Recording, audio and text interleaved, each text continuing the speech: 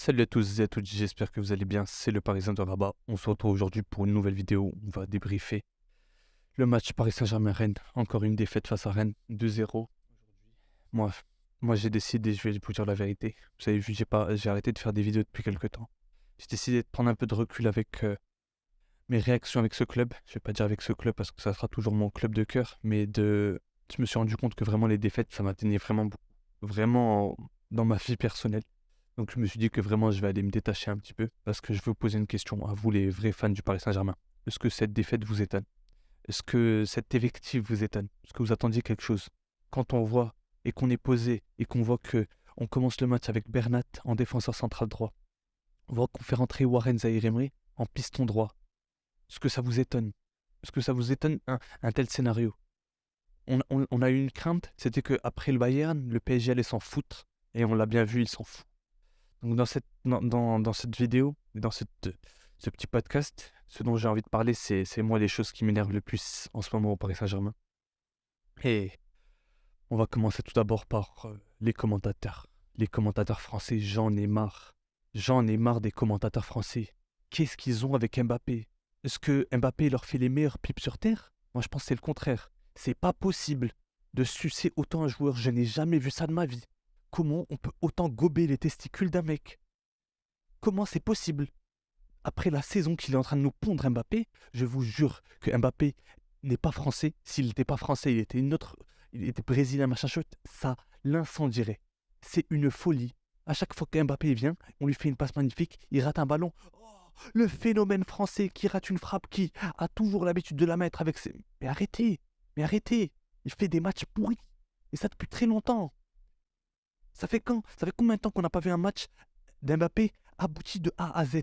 Un bon match de A à Z? Non, Mbappé, c'est quoi? C'est des fulgurances. Si on va le voir, il va être bon 10 minutes sur 90 minutes. C'est le nouveau Cristiano Ronaldo. Moi, Mbappé, je le vois exactement comme Cristiano Ronaldo. Un joueur qui va être nul pendant 90% du match, et il va mettre un but, il va enlever son t-shirt, il va faire une belle célébration, ça va faire la une des journaux, et ça va l'appeler le meilleur joueur du monde. Alors que rien du tout. Rien du tout.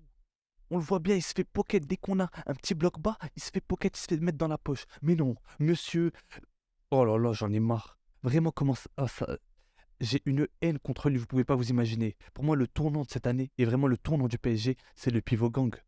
Déjà que il arrive, il amène Galtier, il amène Campos, il amène Julien Ménard pour avoir autant de pouvoir qu'aucun joueur n'a jamais eu dans un club de foot.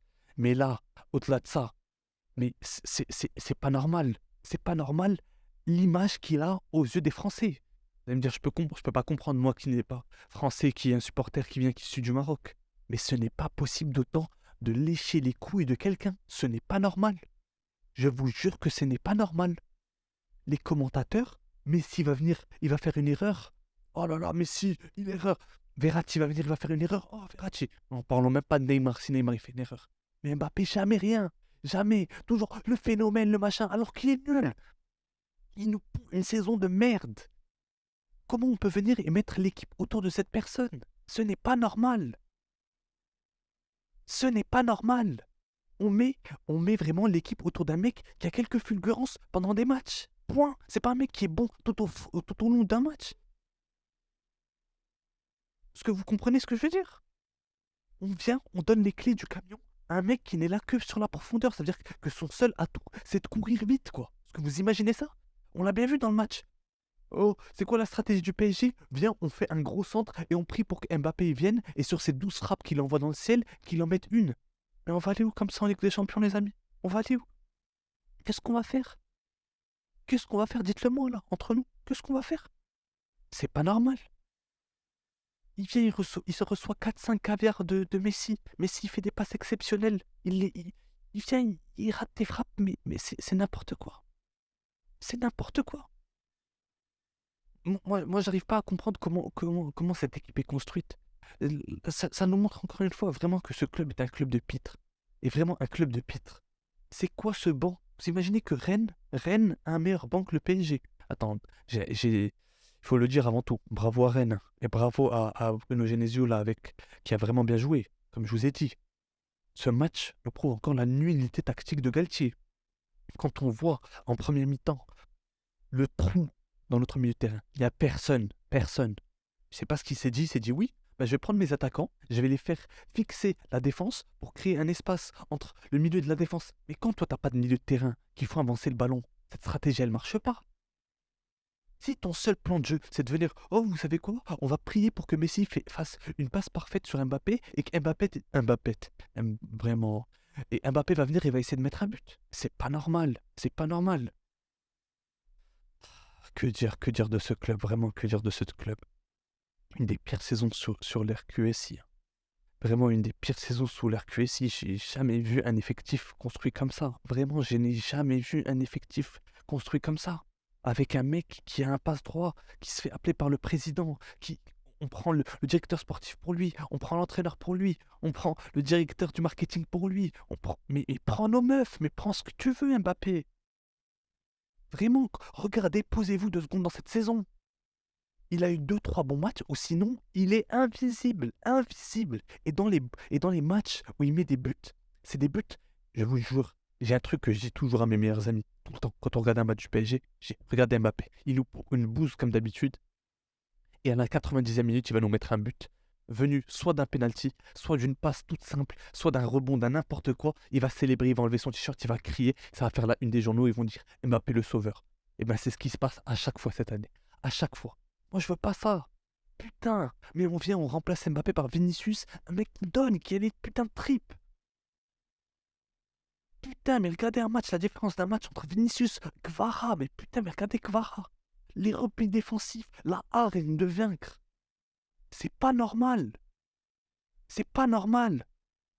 Mbappé, il sait pas dribbler, il sait pas faire. Le seul truc dont il est bon, c'est de courir. Putain, on a pris Usain Bolt. On donne les clés du camion à Usain Bolt. C'est tout. Ah, les amis, moi, que dire de ce match, hein, comme d'habitude?